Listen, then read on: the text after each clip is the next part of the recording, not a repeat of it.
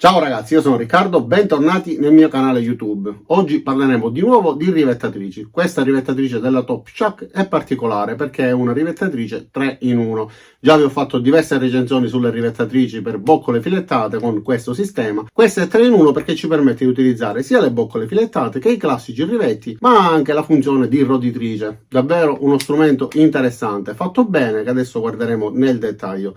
Me l'ha inviata il sito Banggood. Se riesco vi farò dare un codice di sconto che vi lascerò giù nel primo commento e nella descrizione, assieme al link per poterla vedere sul sito internet.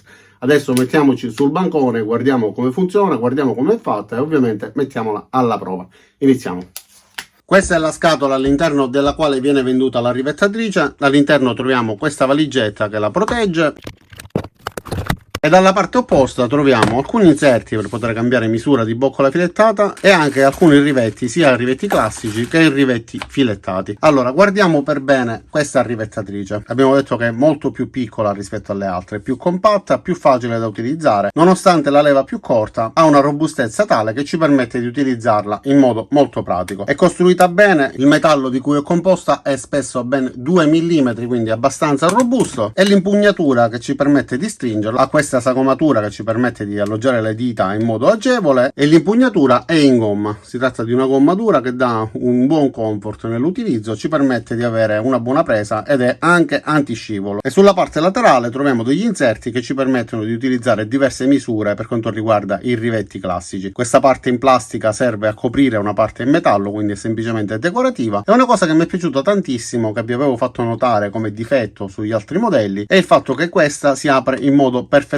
simmetrico, quindi se io apro un'impugnatura si apre anche l'altra nello stesso modo, e questo ci aiuta a lavorare molto bene. Per esempio su quella Parkside capitava di chiudere più una e poi dover spingere con l'altra. Questo sinceramente durante il lavoro dava un po' di fastidio. Funziona, però non è agevole come questa, che tra l'altro avendo una molla che riporta in posizione le due impugnature ci aiuta in parte anche ad imprimere un pochettino più di forza. All'interno della confezione troviamo alcuni accessori che ci permettono di trasformarla. Infatti è possibile utilizzarla, come abbiamo detto poco fa, sia per le boccole filettate che per quanto riguarda i rivetti classici, ma anche come roditrice. Innanzitutto, per poter cambiare l'inserto che ci permette di utilizzare diverse misure di rivetti, bisogna svitare quello che è già montato e montarne uno della misura adeguata. Basta semplicemente svitarlo, metterlo al posto di quello precedente e poi quello che abbiamo appena tolto lo rimettiamo nell'impugnatura.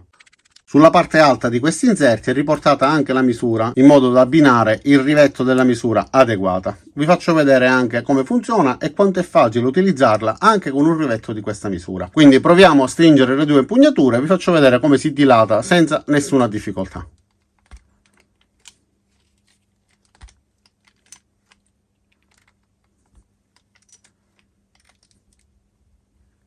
È un rivetto molto grande, quindi dovrebbe richiedere uno sforzo eccessivo. Effettivamente un minimo di forza si deve applicare, però come vedete riesce tranquillamente a utilizzare anche rivetti di queste dimensioni. Stiamo parlando di un rivetto molto grande. All'interno è rimasto il chiodo del rivetto. Per poterlo estrarre basterà aprire in questo modo e cadrà dalla parte bassa. E ora guardiamo la funzione di rivettatrice per boccole filettate. Basta semplicemente rimuovere questa parte, rimuovere il sistema che ci permette di tirare il chiodo dei classici rivetti, dopodiché inserire al suo interno questo particolare inserto.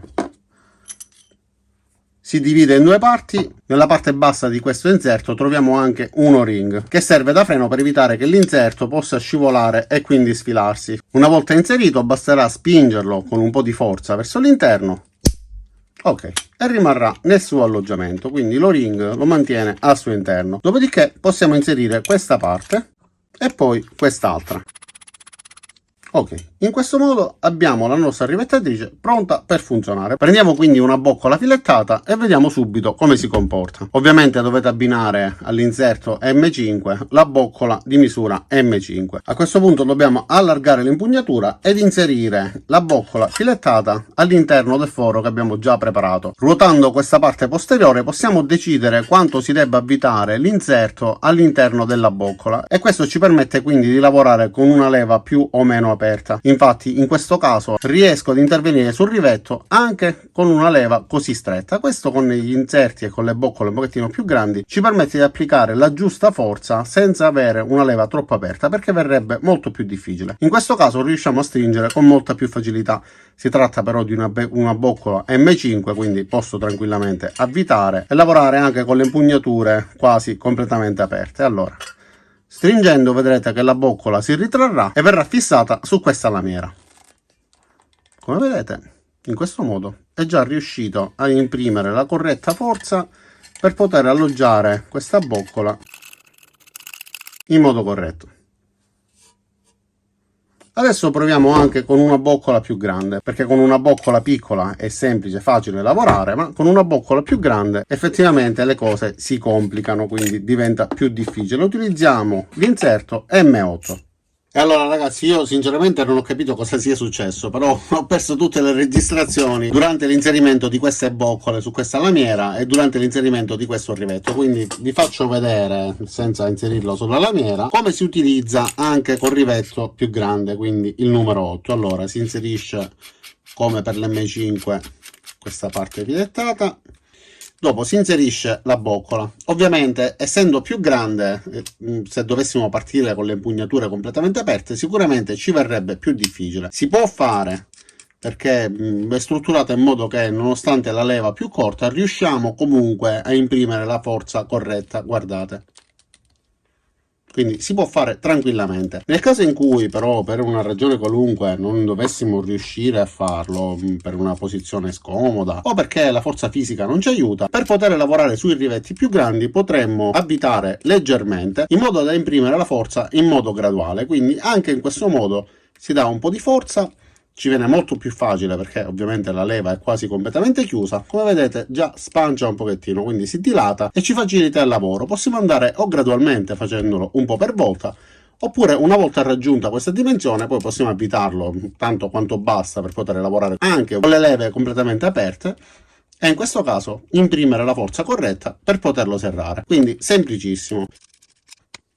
Ovviamente non è necessario stringere con grande forza, anche perché la parte filettata è all'interno. Una volta poi avvitato un eventuale vite da questa parte, contribuirà a mantenere stretto e quindi imprimerà ulteriore forza, mantenendolo ancora più saldo sulla superficie. E ovviamente il tutto funziona in modo perfetto.